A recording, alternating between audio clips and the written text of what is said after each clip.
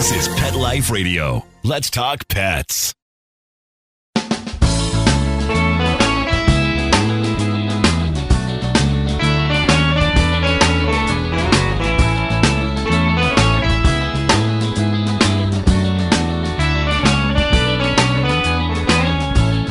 Welcome to Save a Pooch on Pet Life Radio. Thank you for listening in today. I am Beverly Isla, your host. Today's episode will be focused on the shelter crisis that is currently happening. Well, it's been happening.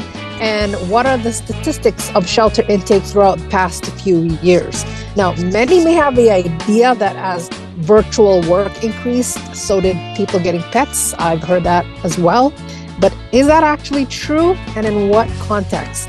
We have Executive Director of Shelter Animals Count, Stephanie Filer, is here with us today to shed some information on this data. In fact, the mission of Shelter's Animals Count is collecting and sharing credible data to positively impact animals and communities. So when we get back from these messages, we will hear from Stephanie. Take a bite out of your competition. Advertise your business with an ad in Pet Life Radio podcasts and radio shows.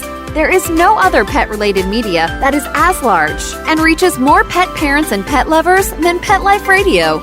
With over 7 million monthly listeners, Pet Life Radio podcasts are available on all major podcast platforms, and our live radio stream goes out to over 250 million subscribers on iHeartRadio, Odyssey, TuneIn, Stitcher, and other streaming apps. For more information on how you can advertise on the #1 pet podcast and radio network, visit PetLifeRadio.com/advertise today. Let's talk pets on PetLifeRadio.com.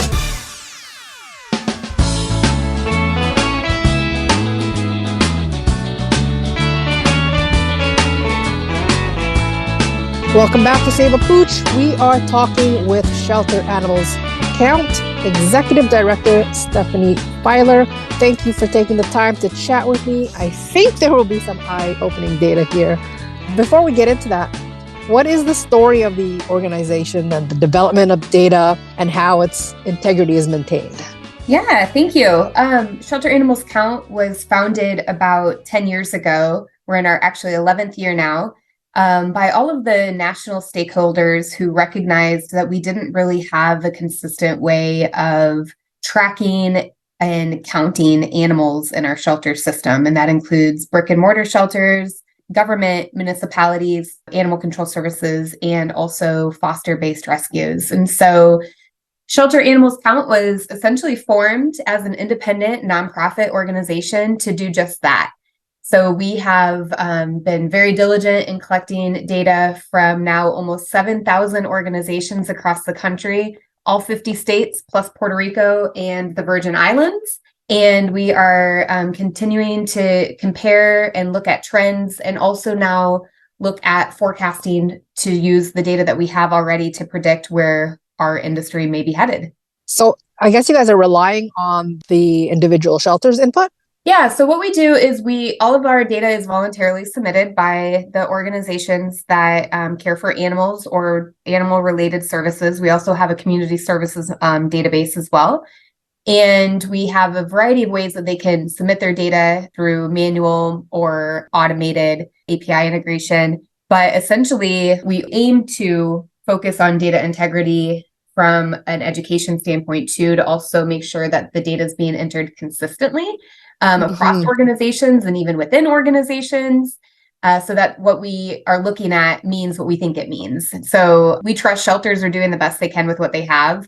So we are there to help provide those tools and resources, whether they're a one-person shop or an organization with hundreds of employees. Gotcha. Wow, that's a big task you guys have going on there. That's awesome. So let's go back in time to pre-pandemic times. What was the overall picture at that time with rescue dogs and shelters from what you guys see? Yeah.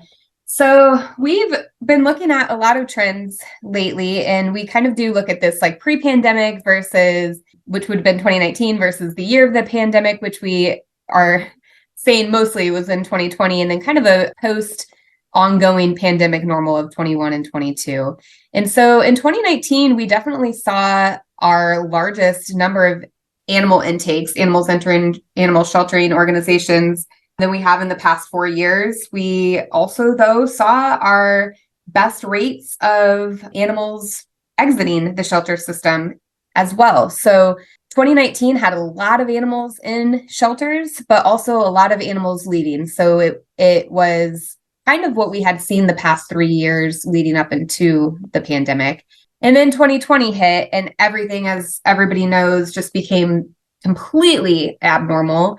A lot of organizations had to shutter their operations, close doors completely, reduce services, etc. And so we kind of look at that as the anomaly. And so now as we get to 2021 and 22, we're starting to get back to where we were in 2019, but really ticking up a lot slowly, not anywhere near the levels of animals that we were at that time. Are you saying like right now is better than 2019? Well, it depends on what you look at.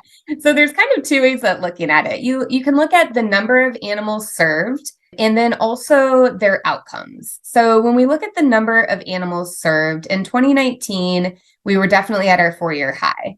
And then when we look at the year since, we have seen, particularly related to last year in 2022, we were still 15% fewer animals than we were in 2019, but we were 4% higher than 2021. So that's kind of indicating that stair step back up, but still quite a bit. 15% is really significant where we're talking about millions of animals. So we still have fewer animals coming through the doors. However, when we look at the animals that are leaving, that's where the concern really happens. And so what we developed last year was what we call this population balance calculation, or PBC for short, where we essentially look at, of all of the animals entering and all of the animals leaving, where's that gap?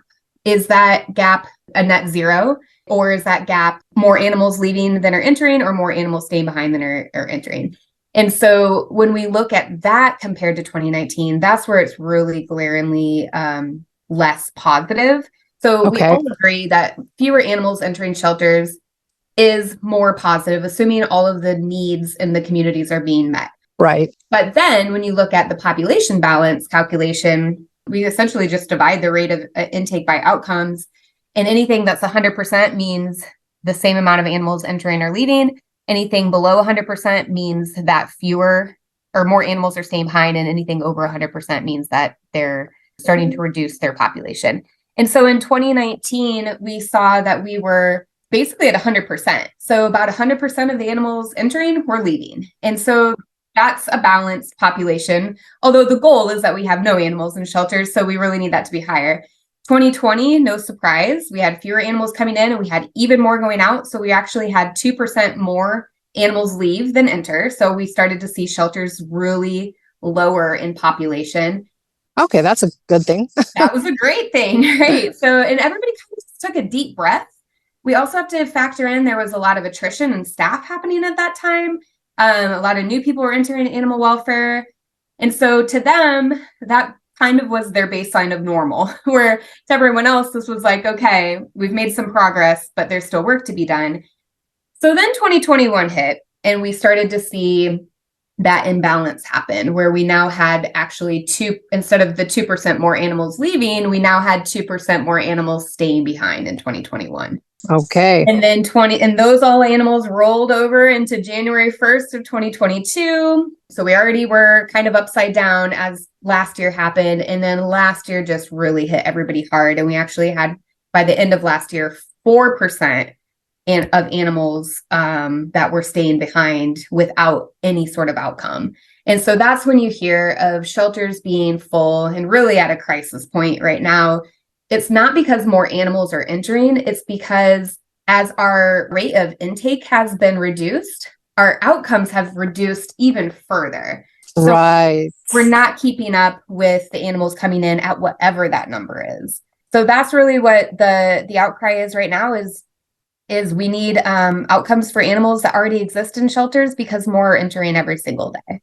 Gotcha. Okay. So it's not that everyone, well, I mean, I guess you can kind of assume if people are working from home, they were adopting more. That may have happened in 2020. Yep. But then in 2021, 22, it's not necessarily the case where people were now returning those dogs that they got. You couldn't even make that assumption, right? That's There's no exactly way. right. Yes, that's exactly right. That was the headline. And I'm sure it was some perception by some organizations, but when we look at it across the board nationally, it was not even close to the case.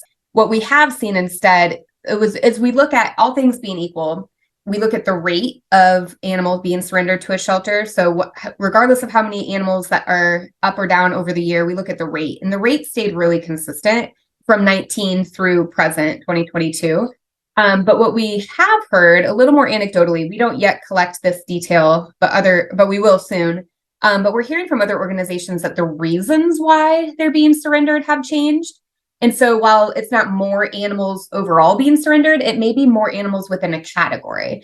So we're hearing now, especially in 2022, a lot more animals within the category of being surrendered are being surrendered within a category related to housing or other economic reasons.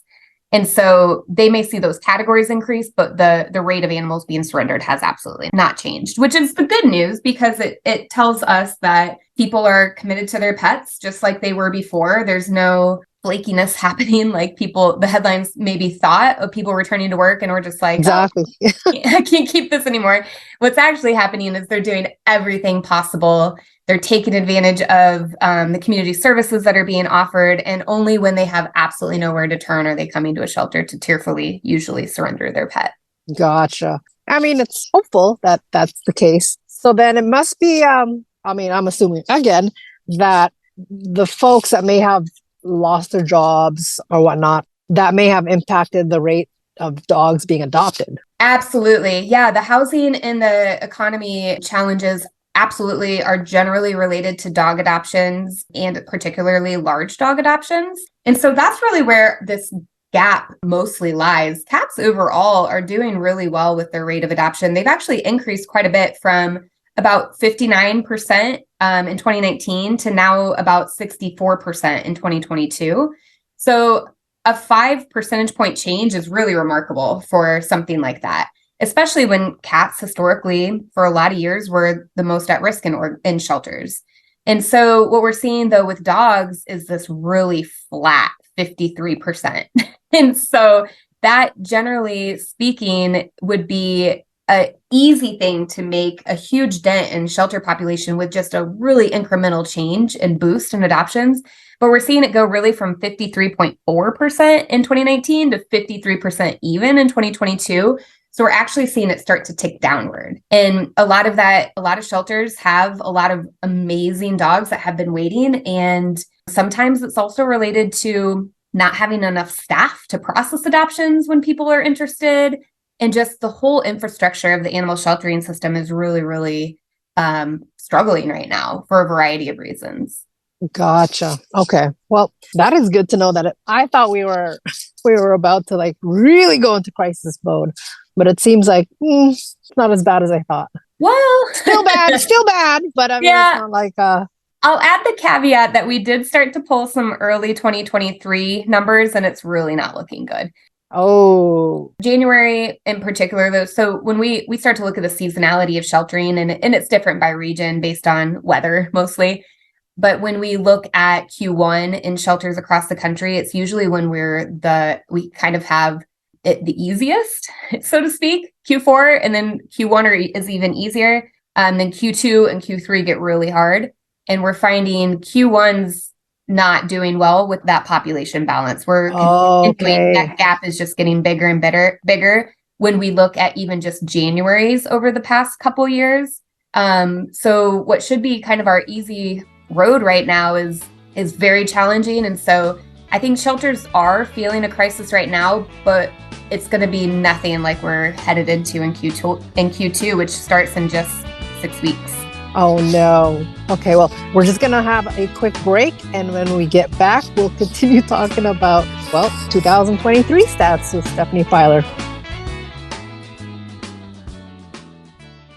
How many of you have pets? My hand's raised. Now think about how lucky you are to have such a sweet little pet in your life, and that pet is lucky to have you too. But unfortunately, there are countless pets out there that don't have a home to call their own. However, Bob's from Skechers is trying to change that. So we developed Bob's for dogs and cats to help pets in need. With every purchase of adorable Bob's footwear or fun, stylish apparel, or even the cutest Bob's pet accessories, Skechers makes a donation to Petco Love to help save shelter pets. And with your help, we've already saved the lives of over 1 million pets and raised over $7 million.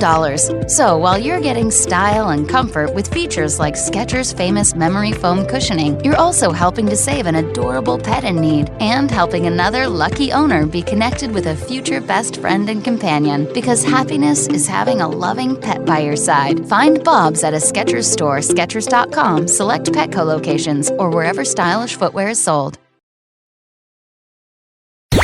Let's talk pets Let's talk pets on Pet Life Radio. Pet Life Radio. PetLifeRadio.com.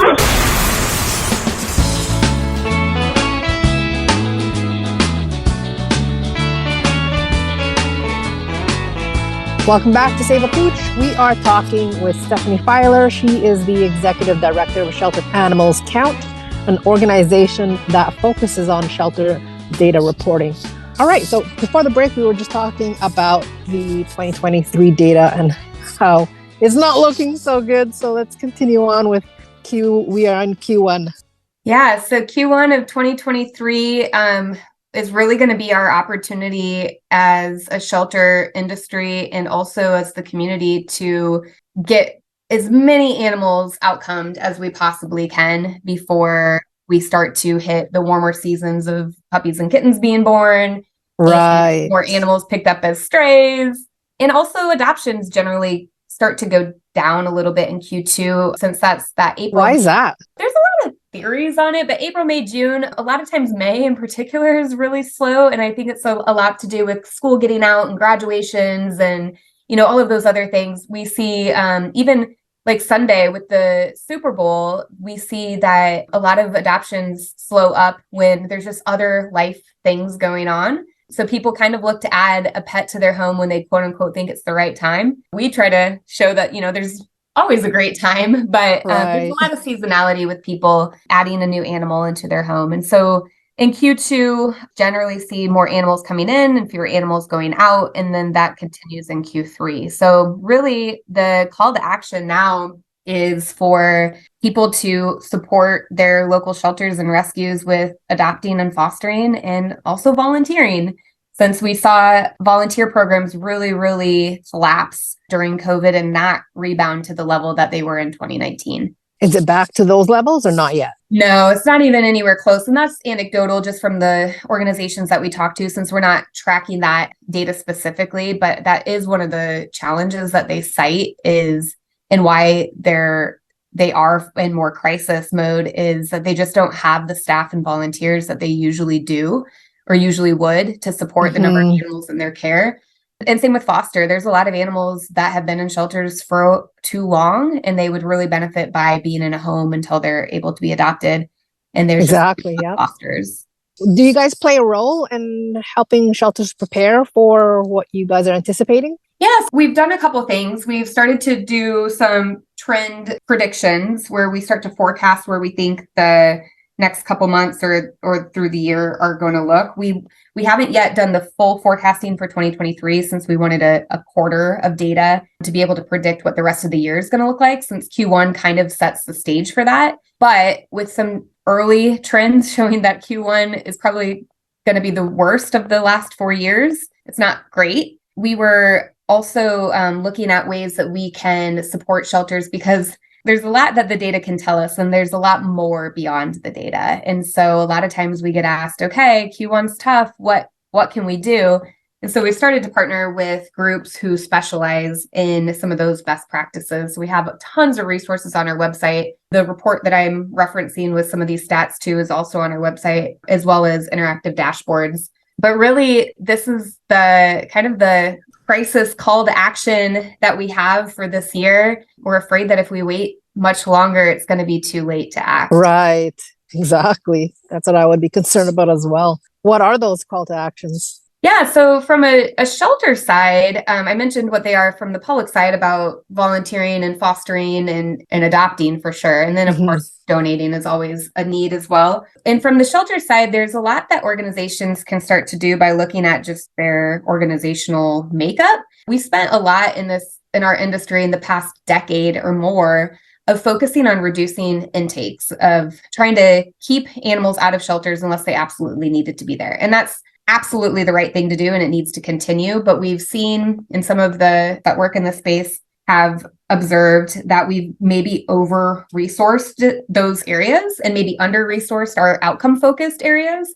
And so one of the blogs we just did in partnership with an organization that focuses just on outcoming animals mentioned trying to redistribute that organization model to have just as many people, staff or volunteers, focused on intake prevention as outcoming animals. And then that third bucket being focused on animal care. So a lot of times when we get full of animals, we have to put a lot of resources to caring for those animals. And then we don't have money to focus on trying to keep them out to begin with and get them out once they're in. And so that's one of the things that organizations can do to start to turn that curve. There's also, we're seeing a lot, personally, I just think it's because of a lot of transition and attrition that we saw with staff in the past 4 years. This work is hard work. It is. It's emotionally exhausting. It's physically exhausting.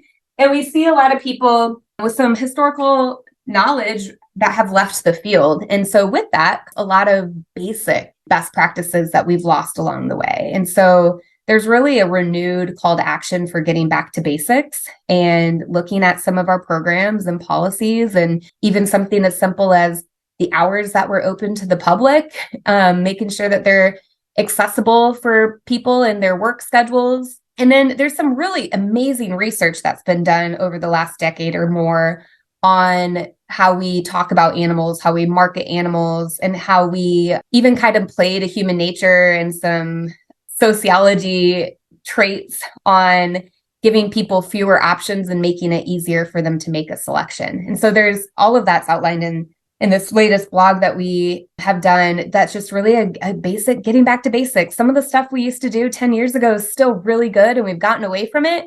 And then there's some really amazing innovations that have happened because of the pandemic that we've needed to reimagine things that need to stay. But there's probably some old habits that we've kept from the pandemic, especially in 2020, that probably need to go away because they're creating barriers to outcoming animals versus being actually helpful. What are those? I'm curious to know. Yeah, well, some of them are definitely geared towards the lower staffing levels and making things easier on staff. So some organizations are still not opening their doors to the public for adoptions, which is an absolute barrier. And That's a lot of them. yeah, requiring that they're appointment only, or that there's, a lot of structure. And during the pandemic, I was at a large organization overseeing our adoption program. So I totally get it. And it was way more efficient to have appointments and schedule and have a little more order than what we were used to, just opening the doors and it kind of being chaotic on weekends. But that chaos is what really produced higher adoption numbers.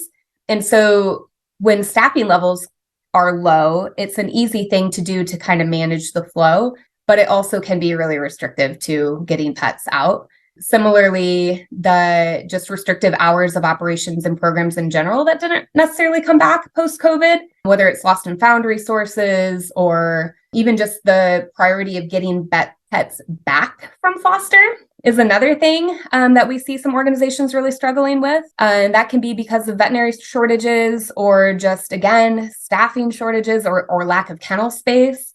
And so sometimes the animal movement within an organization becomes bottlenecked. And so getting back to some of those old processes that have worked in the past to move animals through faster and looking at capacity for care models and other just really good operational practices to make sure we're keeping into account an animal's 5 freedoms as well as the need to continue to provide services. I absolutely agree with everything you've said. There's so many moving pieces. I understand how organizations can just get super overwhelmed. Absolutely. But if you can send me that blog, that'd be great to post. Yeah, I will. On our page. Well, we are out of time, and I really appreciate you taking the time to share some important insights with us that the public may not know offhand. I didn't know. And thanks to our show producer, Mark Winter, for making the show possible. You can view the website at shelteranimalscount.org, which will also be on the show notes page. If you have any questions, comments, or ideas for a show, please email me at beverly@petliferadio.com. So until next time, spread animal compassion. Let's Talk Pets, every week on demand, only on PetLifeRadio.com.